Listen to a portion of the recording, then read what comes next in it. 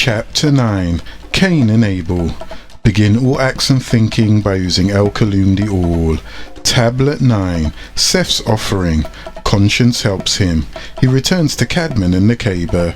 19 times 5 equals 95. Lo!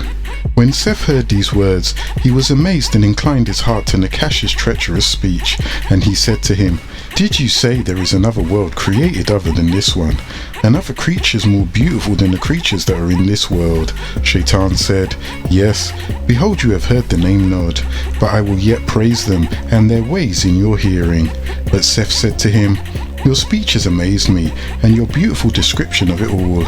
Yet I cannot go with you today, not until I have gone to my father Cadman and to my mother Nakaba. You should tell them all that you have said to me. If you give me leave to go with you, I will come." Again Seth said, "I am afraid of doing anything without my father and mother's leave, in case I perish like my brother Cain and like my father Cadman, who transgressed the commandment of Eli and Eli and El. But behold, you know this place. Come and meet me here tomorrow." When Iblis Shaitan heard this, he said to Seth, "If you tell your father Cadman what I have told you, he will not let you come with me, but hearken unto me. Do not tell your father and mother what I have said to you, but come with me today to our world, where you will see beautiful things, and you will enjoy yourself there, and you will revel this day amongst my children, beholding them, and taking you full of mirth, and you shall rejoice forevermore. Then I shall bring you back to this place tomorrow, but if you would rather abide with me, so be it." Then Seth answered, "The spirit of my father and my mother hangs on me. If I hide from them one day, they will die, and Eli and El will hold me guilty of sinning against them, and accept that they know I am come to this place unless they let me. But they treat me most kindly, because I will come back to them one shadow hour, and return to them at break of day. But it is obligation of the loyal to remain loyal." But Seth, he saw how he kept on talking, and how he would not leave him, so he ran and went up before the altar, and spread himself, hands palms down to the ground, and cried unto Eli and El, and sought deliverance from him. Then Eli and El sent his word, and cursed Shaitan, who fled from him. But as for Seth, he had gone up to Mashak Nish for meditation and communication, and he spread his hands unto the altar, the place of offering. Thus this prostration became a sign of refuge in Anu from the cursed Shaitan, for he did say, "I seek protection in the Most High, the highest, from the cursed devil." Thus was to become the practice of all who have faith and take refuge in Anu from Shaitan. The messenger said, "This place is where you prostrate. It shall surround you as a child in a mother's womb. It shall be called El-Hakul. And Yahuwah of the Elohim is there. A divine fire shall consume it, so Shaitan will be unable to hurt me. He shall not take me away thence." Then Seth rose up from his prostration, and spread his hands unto Eli and El, and sought deliverance from him, and this became the way of supplication. Then Seth rose up from his prostration, and he sat in Jathor, kneeling position, and then he prostrated again, with his palms to the ground and his forehead, and he rose again. Then he sat down and blessed his accompanying messengers, and he rose and went to his father and mother, whom he found in the way, longing to hear his voice, for he tarried a while. Then he began to tell them what had befallen from Shaitan, under the form of an Anunnaki Elohim. But when Cadman heard his account, he kissed his face, and he warned him about that Elohim, telling him it was Nakash who thus appeared to him. Then Cadman took Seth, and they went to the cave of treasures and rejoiced therein. But from that day forth, Cadman and Nakaba never parted from him. To wherever place he might go, they accompanied him, whether for his offering or for anything else. This sign happened to Seth when he was 7 years old. Seth marries Aklamia. Cadman lives to see his grandchildren and great-grandchildren. When our father Cadman saw that Seth had a perfect heart, he wished him to marry, lest the enemy should appear to him another time and overcome him. So Cadman said to his son Seth, at the scriptural age of 100, "I wish, O son, that you wed Aklamia, who is 25 years your senior, Abel's sister, at the scriptural age of 125, that she may bear children, who shall replenish the earth according to Yahuwah of the Elohim's promise to us. Be not afraid, O son, my son, there is no disgrace in it. I wish you to marry, which 'tis was he created from fear, lest the enemy overcome you." Seth, however, did not wish to marry, but in obedience to his father and mother, he said not a word. So Cadmon married him to Aklamia when he was 105 years old, and he begat a son, whom he called Enos, because he was a symbol of how the Adamites had become mere human beings, no longer in the image and after the likeness of the Elohim of the sky, but in the image and after the likeness of their own mortal descent. And then the Sethites lived on another 807 years. Seth had many children, and his dynasty ended after 807 years altogether. And when Enos was 90 years old, his confident mate Bashira gave birth to a son named Canaan, and the Enoshites lived another 815 years, and he had many children, and his dynasty ended 905 years altogether. And his son Canaan was 70 years old, and his confident Leah gave birth to a son Mahalalel, he who gives praise to El. And the Canaanites lived on another 840 years, and had many children, and his dynasty ended 910 years altogether. These children of Seth were born during Cadmon's lifetime, and they dwelt by the Cave of Treasures. Then were the days of Cadmon 930 years, and the Adamites' dynasty perished after 930 years altogether. As the days of the Adamites went on, later Cadmon and Nakaba, the tribe of Adamites, lived on for another 800 years, having 22 sets of twins, totaling 43 sons and daughters altogether. They moved and worked the gold mines of Monadapa Rafali, South Africa, now called Zimbabwe, and all the days of Cadmon's dynasty were 930 years. And all the seed of Enos from that day on, they prayed to that one deity appointed to this family. And I say I stand a witness that nothing would exist if Anu did not bring it into existence. He is alone, and he has no partners. Prayer, fasting, charity and pilgrimage to the site of the burial of Cadmon and Nakaba became the law of the family from that day, and they all worked with hard labours until the end. This has been enjoined on to the seed of Cadmon our father, who are in the skies. Tablet 10. Cadmon's remarkable last words. He predicts the flood. He exhorts his offering to good. He reveals certain mysteries of life. 19 times 3 equals 57. Lo, it was written that when our father Cadmon saw that his end was nearing at age 230, being given an extension from 120 to 130, and then because of the murder of Abel by Cain and the necessity for a replacement, there was given a further extension to 230 years. So he called to his son Seth, who came to him in the Cave of Treasures at age 100, and he said unto him, When I was 10 past the appointed 120 years, that being 130, I knew my time was nearing, yet my name will live on to 930 years. O Seth, my son, bring your children and your children's children, that I may shed my blessing upon them. When Seth heard these words from his father Cadmon, he went from him, shed a flood of tears over his face, and he gathered together his children and his children's children, and he brought them to his father Cadmon. But when they saw him weeping, they all wept together. And Seth fell upon his face, saying, How will you be severed from us, O father? How will the earth receive you, and hide you from our eyes? They lamented much, and in like words. Then our father Cadmon blessed them all, and he said to Seth, after he had blessed them, O Seth, my son, you know this world, that it is full of sorrow and weary, and you know all that has come upon us from our trial in it. Therefore, now you command in these words to keep the innocents to be pure and just, and trusting in Elyon El, and lead not to the discourses of Iblis, nor the apparitions in which he shows himself to you, but keep the commandments that I give you this day. Then give the same to your son Enos, and let Enos give it to his son Canaan, and let Canaan give it to his son, so that these commandments abide from among all your children. O Seth, my son, the moment that I am dead, take my body and wind it up with myrrh and aloes and cassia, and leave me here in this cave of treasures, in which are all these tokens, which Yahuwah of the Elohim gave us from the garden, O my son.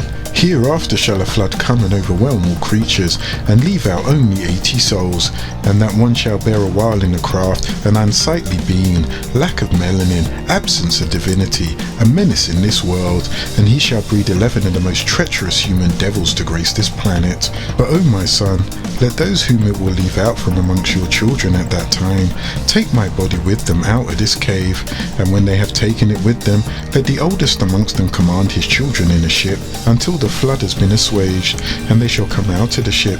Then they shall take my body and lay it in the middle of the earth, shortly after they have been saved from the waters waters of the flood. For the place where my body shall be laid is the middle of the earth, and it shall become holy. And many a man shall encompass the very spot in ritual and in righteousness, until their time of righteousness expires, and by their comprising with the children and the cash, the city will no longer be holy. Yahuwah the Elohim shall come thence, and he shall save all our kindred. But now, Seth, O my son, place thyself at the head of your people, tend them, and watch over them in the fear of Eli and Eli and El, and lead them into fast unto Eli and Eli and El, and lead them in the good way, and command them to fast unto Eli and Eli and El, and make them understand they ought not to hearken unto Shaitan, or else he will destroy you. Then again sever your children and your children's children from Cain's children. Do not let them mix with those, nor come near in either words nor in deeds. Then Cadmon said, Let this blessing descend upon Seth, and upon all his children, and upon all his children's children. Then he turned to his son Seth, and Nekeba his wife, and he said to them, Preserve this gold, this incense and this myrrh, that Yahuwah of the Elohim has given as a sign. For in the days that are coming, a flood will overwhelm the whole creation. But those who shall go in the ark, they shall take with them the gold, the incense, and they will lay the myrrh together with my body, and keep my body in a cube-shaped chest 4x4, with my body in the midst of the earth. Then after a long time, the city in which the gold, the incense, and the myrrh are found with my body, and it shall be plundered. But when it is spoiled, the gold, the incense, and the myrrh shall be taken care of with the spoil that is kept, and neither of them shall perish until the words of Eli and Eli and El. Enoshites shall take them, and they shall come when rulers shall offer to take them, and they shall offer him gold in the token of being ruler of heaven and earth, and myrrh in the token of his passion. Gold also is a token of his overcoming Shaitan and all our foes. Incense is as the token that he will drink bitter gall and feel the pains of hell from Shaitan. Now, O Seth my son, behold, I have revealed hidden mysteries unto you, which Eli and Eli and El had revealed unto me. Keep my commandments for yourself and for your peoples. Tablet 11. The death of Cadmon. 19 times 1 equals 19. Lo, when Cadmon had ended his commandment to Seth, his limbs were loosened, and his hands and feet lost all power. His mouth and tongue ceased altogether to speak. He closed his eyes, and he gave up the ghost. But when his children saw that he was dead, they threw themselves over him. Men and women, old and young, were weeping.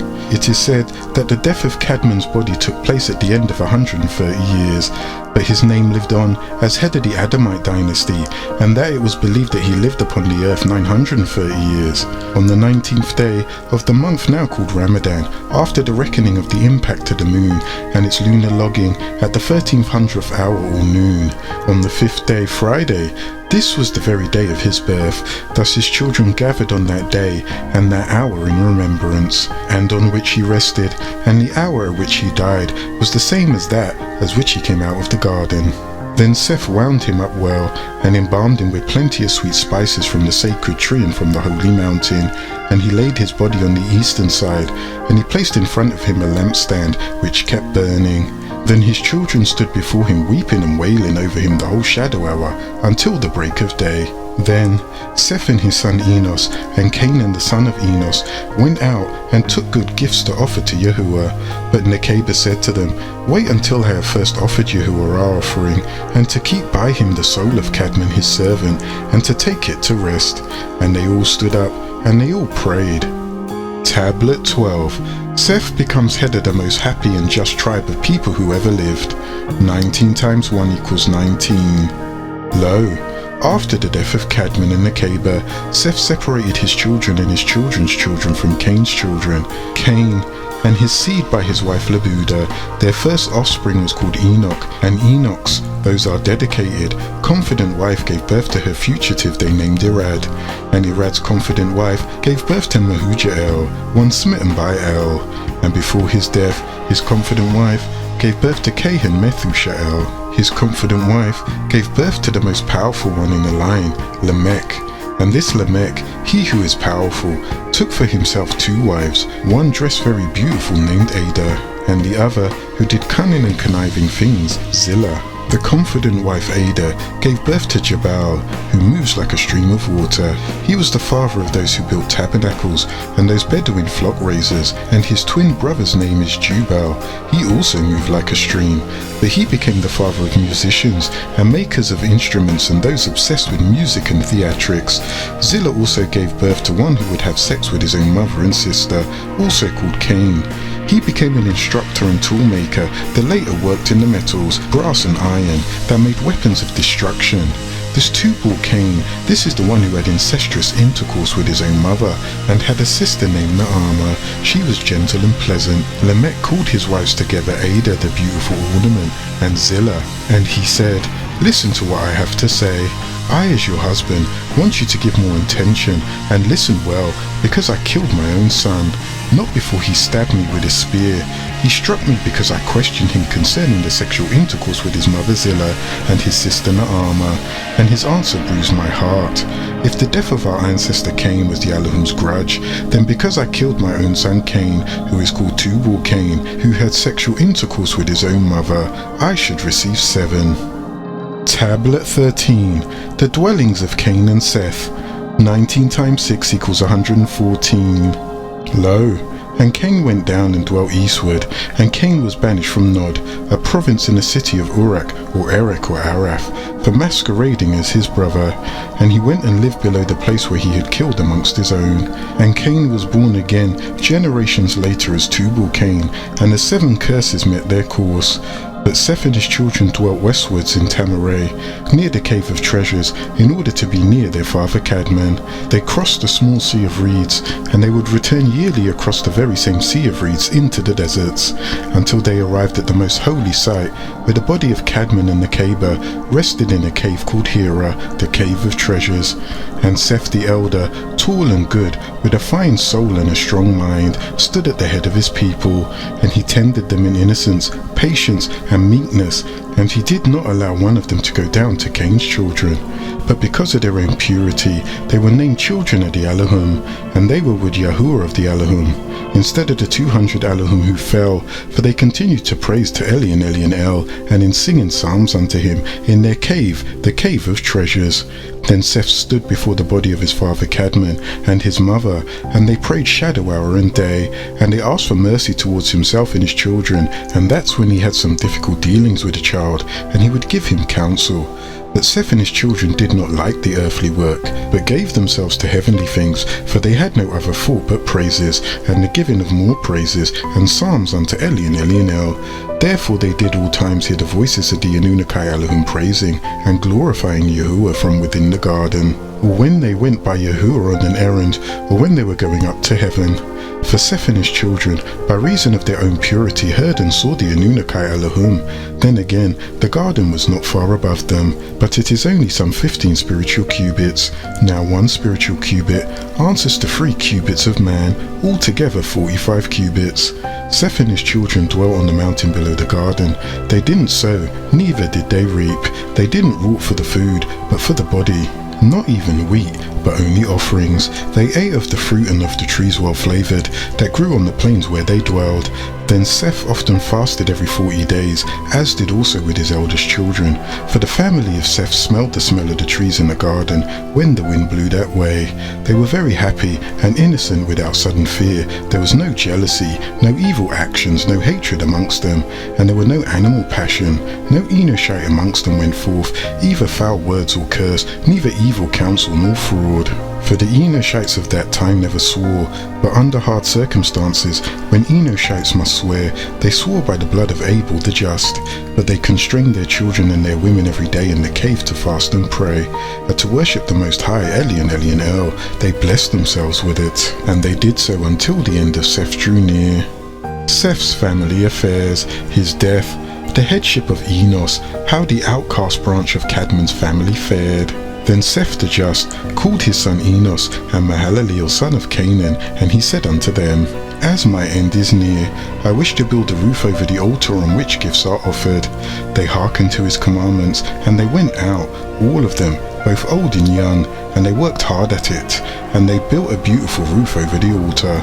And Seth's thoughts in doing so was that of a blessing that should come upon his children on the mountains, and that he should be present at an offering before them before his death. Then when the building of the roof was completed, he commanded them to make offerings. They worked diligently at these, and he brought them to Seth, their father, who took them. And he offered them upon the altar, and he prayed to Yahuwah to accept their offerings, to have mercy on the souls of the children, and to keep them from the hands of Shaitan. And Yahuwah of the Alhum accepted his offerings, and he sent his blessings upon them and upon his children. Then the Yahuwah and the Alhum made a promise to Seth, saying, At the end of the great 5 days and a half, concerning which I have made a promise to you and your father, I will send my word and save you and your seed. Then Seth and his children's children met together and came down from the altar, and they went to the cave of treasures where they prayed, and they blessed themselves in the body of our father Cadmon and anointed themselves with it. But Seth stayed in the cave of treasure for a few days, and then he suffered the sufferings unto death. Then Enos, his firstborn son, came to him with Canaan his son, and Jared, the son of Mahalaleel, Canaan's son, and Enoch, Jared's son, with their wives and children, to receive a blessing from Seth. Then Seth meditated over them, and he blessed them and adjured them by the blood of Abel the just, saying, I beg of you, my children, do not let me see one of you go down from this holy and pure mountain. Make no fellowship with the children of Cain the murderer and the sinner who killed his brother. For you know, O my children, that we flee from him and from all his sins with all our might, because he killed his brother Abel. After having said this, Seth blessed Enos his firstborn son, and he commanded him habitually to minister in purity before the body of their father Cadmon all the days of his life. Then he used to also go at times to the altar which he, Seth, had built. He commanded him to feed his people in righteousness, in judgment, and purity all the days of his life. Then the limbs of Seth were loosened, his hands and feet lost all power, his mouth became dumb and unable to speak. And when Seth was 105, he passed on, and then the Sethites lived on another 807 years altogether, and his dynasty ended after 900 years altogether. Enos, being then 90 years old, wound up carefully the body of Seth, and embalmed him with sweet spices, and laid him in the cave of treasures on the right side of your father Cadmon's body. And they mourned him for 40 days. They offered gifts for him, as they had done for your father Cadmon. After the death of Seth, Enos rose as the head of his people, whom he fed in righteousness and judgment, as his father had commanded him. But by the time Enos was 90 years, Tubal-Cain had a large progeny, for they married frequently, being given to animal lust, until the land below the mountain was filled with them. Among the children of Cain there is much robbery, murder, and sin. In those days lived Lamech the blind, who was one of the sons of Cain. He had the son whose name was Tubal-Cain, a rebirth of Cain, who was also called Cain, and they had much cattle. But Lamech was in the habit of sending them to feed with a young shepherd, who coming home in the evening wept before his grandfather, and before his father Autumn, and his mother Hazina, and he said to them, As for me, I cannot feed those cattle alone, lest one rob me of some of them, or kill me for the sake of them. For among the children of Cain there was much robbery, murder, and sin. Then Lamech pitied him, and he said, Truly, he when alone might be overpowered by the men of this place. So Lamech arose, and he took a bow that he had kept ever since he was a youth, and he took large arrows, and smooth stones in a sling which he had, and went into the field with the young shepherd, and placed himself behind the cattle while the young shepherds watched the cattle. He did this for many days. Meanwhile, Tubal-Cain the son of Lamech and Zillah, ever since Yahuwah had cast him off for the rape of his own sister Naamah, and he had cursed him with trembling and terror, he could neither settle nor find peace in any one place, but he wandered from place to place. In his wanderings he came home and approached Lamech's wives, Zillah and Ada, and this Zillah was his own mother. He asked them about the whereabouts of Lamech. They said to him, He is in the field with the cattle. Then Tubal-Cain went and looked for him, and as he came into the field, the young shepherd heard the noise that he made, and saw the cattle herding together before him. Then he said to Lamech, "O my Adonai, is that a wild beast or a robber?" And Lamech said to him, "Make me overstand which way he looks when he comes up."